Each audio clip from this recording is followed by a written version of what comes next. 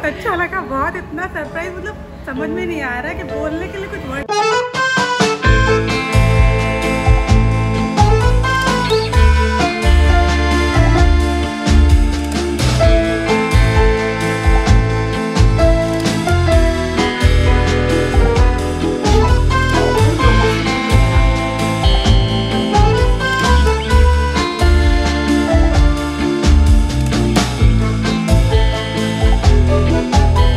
शानू की बर्थडे पे बनाया था लौकी का हलवा, आप लोगों के साथ शेयर किया था यूट्यूब शॉर्ट्स में। और आज ना मॉर्निंग से बहुत ज़्यादा बारिश हो रही है कि कोई भी काम जो है मैं बाहर का नहीं कर पा रही हूँ। और ये मैंने ना एक दिन पहले बनाया था, तो 22 तारीख को थी शानू की बर्थडे।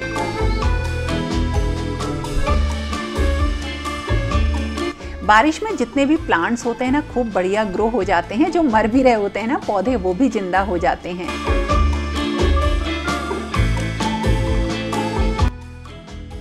आप सब लोग मेरे दोस्त हो और जो भी मैं हूँ आज वो सब आप लोगों के इस प्यार और केयर की वजह से ही हूँ। तो आप सब लोगों को बहुत बड़ा वाला थैंक यू। और जहाँ भी मिलती हूँ ना मेरा दिल आप लोगों से मिलके बाग बाग हो जाता है। आज मैं यहाँ पे लंच करने आई थी ना, और डिनर करने आई थी, तो अभी मुझसे ना यहाँ काफ़ी लोग आके मिले। मैं मथुरा में ही हूँ, बहुत अच्छा लगता है मुझे यहाँ पे। और जो हम ना मैं और करण यहाँ पे डिनर कर रहे हैं, आप लोगों को थोड़ी सी क्वालिटी डाउन दिखेगी क्योंकि मैं मोबाइल से शूट कर रही हूँ। और मुझे मिली है श्वेता और श्वेता ना बहुत खुश हुई मुझसे मिलके। और इससे पहले करुणा थी, वो भी मुझसे मिलके गई हैं अभी। तो हाँ, क्या कहना चाहते हो आप? इधर से करो। बहुत अच्छा लगा, बहुत इतना सरप्राइज, मतलब समझ में नहीं आ रहा है कि बोलने के लिए कुछ वर्ड्स ही नहीं मिल रहे हैं। इतना ज़्यादा तो कुछ जैसे लग रहा है मैंने किससे मिल लिया, ऐसा लग रहा है। बहुत अच्छा लगता है, आपके ब्लॉग सच में बहुत अच्छे लगते हैं, बहुत अच्छे लगते हैं बहुत ज़्यादा। अब तो सच में मतलब आप लोग देखते रहिए, मैम को फॉलो करिए, देखिए, शेयर करिए, लाइक करिए, जो भी करिए। आनी सही बात है, आप जैसे दोस्त हैं जिन्होंने मुझे 1 मिलियन 2 मिलियन तक पहुंचा दिया है। Thank you Shweta, thank you so much. और अभी करुणा भी मिलके गई। तो मेरे एक्चुअली कैमरा मेरे पास नहीं है, मोबाइल की बैटरी बिल्कुल ख़त्म पे है, फिर भी जैसा भी बनेगा सब लोग के साथ शेयर करूँ। Thank you so much Shweta, thank you. Shweta मुझे मिली है, मैं तो डिनर कर रही थी, इन्होंने आके मुझे पहचाना यहाँ पे। तो अच्छे ऐसे दोस्त मिलते रहते हैं।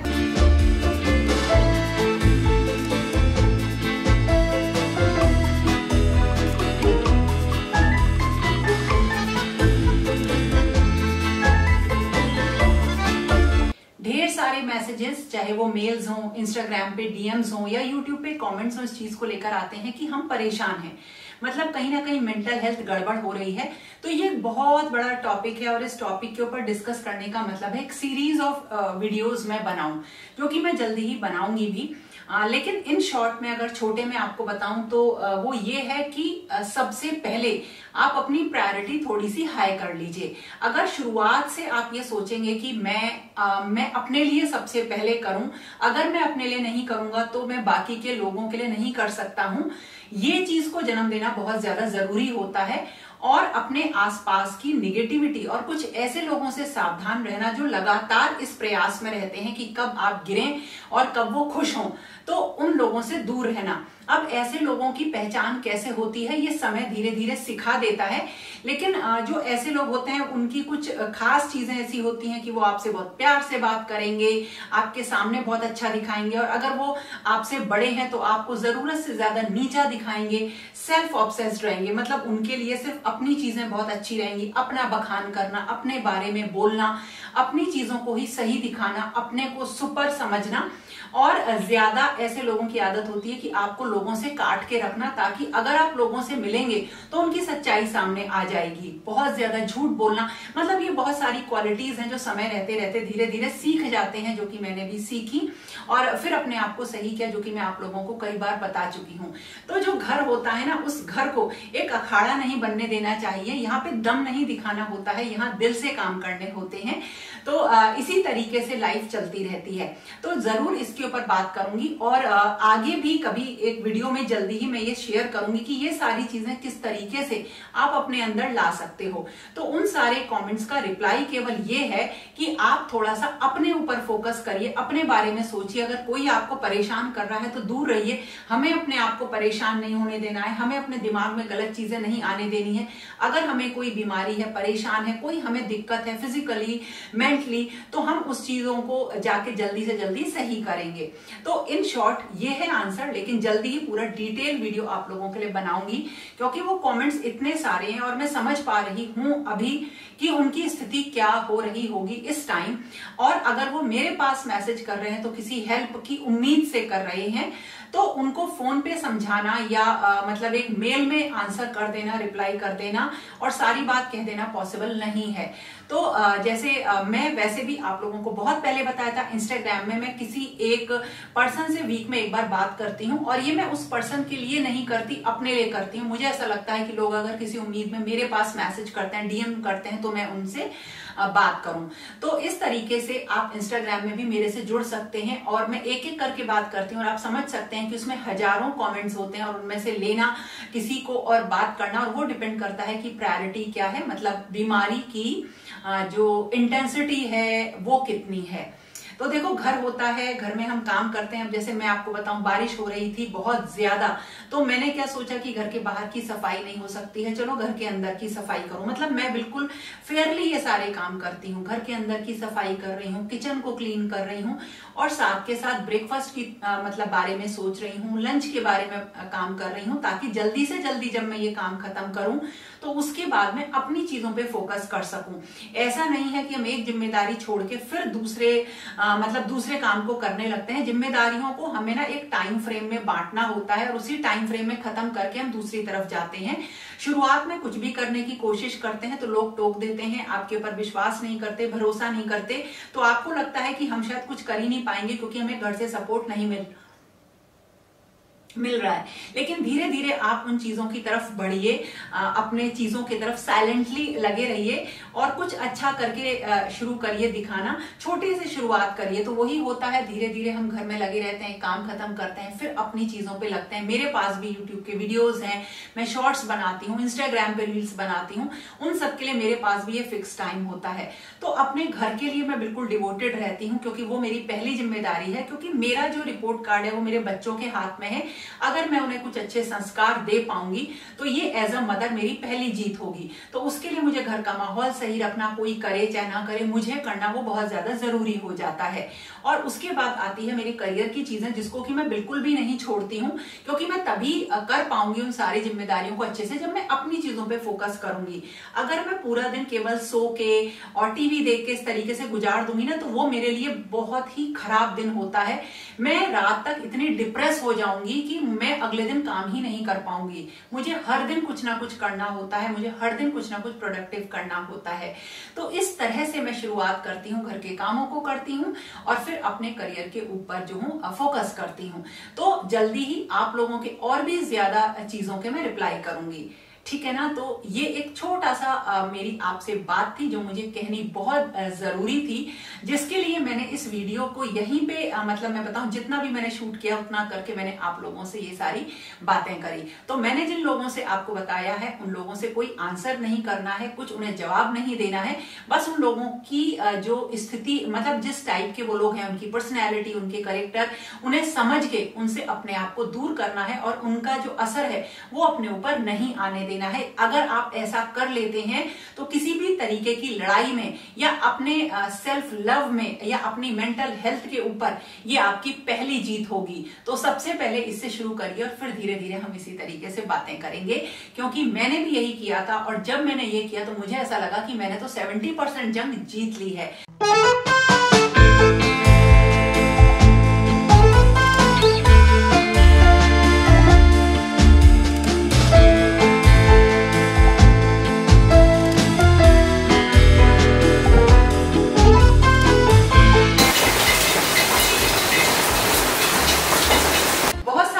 लड्डू बनाने मैंने आपको बताए हैं, जैसे बेसन है, सूजी है, तिल है और भी ढेर सारे, सब आपके साथ शेयर भी किए हैं। लेकिन आज मैं आपको जो लड्डू बनाने बता रही हूँ ना, वो बनेंगे इस दाल से। और ये इतने न्यूट्रिशियस होते हैं, इतने बढ़िया हैं, और ये आपके ऊपर है कि आप इसमें घी का यूज कितना कम से कम करें, ये बिल्कुल आपके ऊपर है। लेकिन हाँ, अगर दाल के लड्डू बनेंगे तो घी तो उसमें थोड़ा सा पड़ेगा ही। लेकिन ये ना बहुत अच्छे होते हैं, आप ब्रेकफास्ट में एक इन्हें जरूर खाइए, डेली दीजिए, बच्चों को दीजिए। तो ये एक दाल से बनने वाली बहुत ही आसान रेसिपी है जो मैं आपके साथ शेयर कर रही हूँ। तो लड्डू बनाने के लिए मैंने ली है ये हरी वाली साबुत मूंग की दाल। एक्चुअली मूंग की दाल धुली हुई भी आती है, छिलके वाली भी आती है, लेकिन ये साबुत मूंग की दाल है। और मैंने ये मेज़रमेंट जो किया है वो इसी बोल से, इसी कटोरी से किया है, और ली है ये 1 कटोरी। और उसके बाद इसको वॉश करेंगे, हमें भिगोना नहीं है, सोक नहीं करना है, अच्छी तरीके से इसको वॉश कर लेना है। और उसके बाद किसी भी कॉटन पे, कपड़े पे रख के हमें इसको थोड़ा सा ड्राई करना है ताकि इसका पानी बिल्कुल निकल जाए।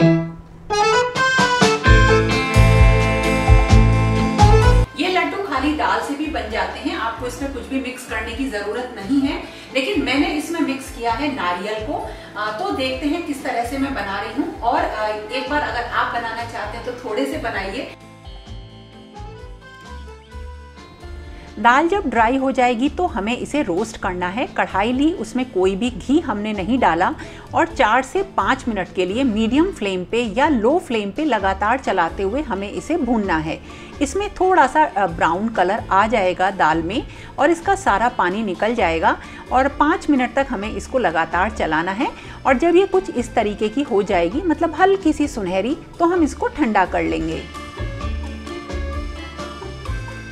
दाल कुछ इस तरह से हो गई है, कुछ तो थोड़ी सी ग्रीन है और हल्की सी सुनहरी है। अब हमने लिया 2 बड़े चम्मच देसी घी, और जो भी ड्राई फ्रूट्स आप डालना चाहते हो इस लड्डू में उनको हम फ्राई कर लेंगे। इसमें आप गोंद भी ऐड कर सकते हैं, वो भी बहुत अच्छी चीज़ होती है।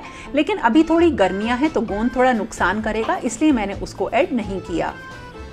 और जब दाल ठंडी हो जाएगी तो हमें इसको पीस लेना है। बस ध्यान रखिएगा कि इसको हमें बहुत ही बारीक पीसना है मिक्सी में, बिल्कुल जैसे आटा होता है ये बिल्कुल वैसे हो जाए।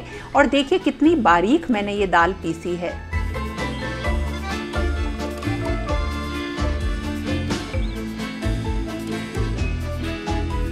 अगर दाल अच्छे से नहीं पिसेगी ना तो आपके लड्डू नहीं बंधेंगे, इसलिए दाल का बिल्कुल बारीक होना बहुत ज़रूरी है।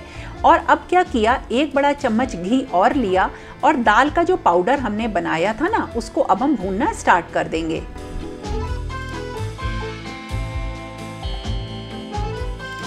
इस दाल के पाउडर को हमें धीमी आंच पर फिर से 4 से 5 मिनट तक भूनना है।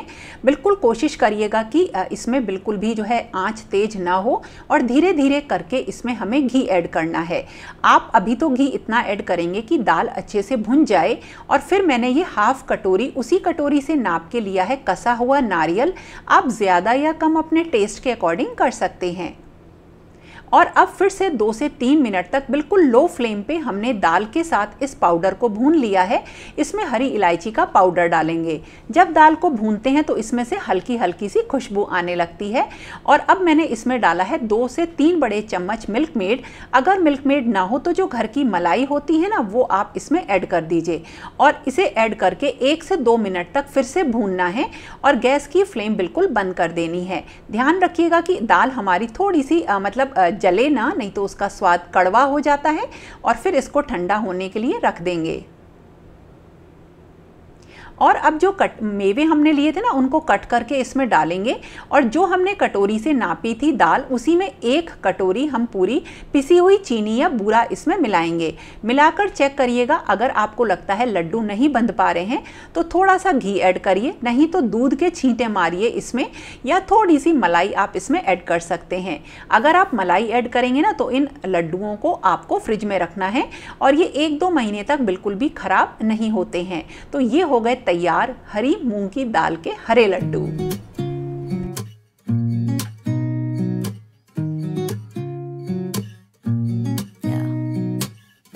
Here's to the good days, here's to the sorrows. If this is a mistake, I know about tomorrow. I don't wanna fight no more, 'cause I don't feel the need no more, no. Just wanna make it stop. करण को बुलाया है मैंने इसलिए कि ये बताए कि कैसे बने हैं। लग तो अच्छे रहे हैं। बना किस चीज के? तू बता। समझ नहीं आ रहा कुछ। मूंग की दाल के हैं। हाँ, जो ग्रीन वाली मूंग की दाल होती है ना। And that's why I wish you the best and say goodbye. तो दोस्तों, ये था मेरा आज का एक झटपट वाला वीडियो जिसमें कुछ आपकी चीजों के आंसर करना जरूरी था। तो कैसा लगा आपको जरूर बताना, और क्या दिक्कत है और हमें किस तरीके से अपनी सेल्फ केयर करनी है, सेल्फ या लव करना है या मेंटल केयर करनी है, अपनी मेंटल हेल्थ को सही रखना है, इसके ऊपर जो भी आप चाहते हैं मुझसे कि मैं किसी इस तरह की वीडियोस बनाऊं तो वो कमेंट में जरूर बताना। तो फिर मिलेंगे एक नई और इंटरेस्टिंग वीडियो के साथ। तब तक के लिए okay friends, thank you and bye bye. Or maybe we just hit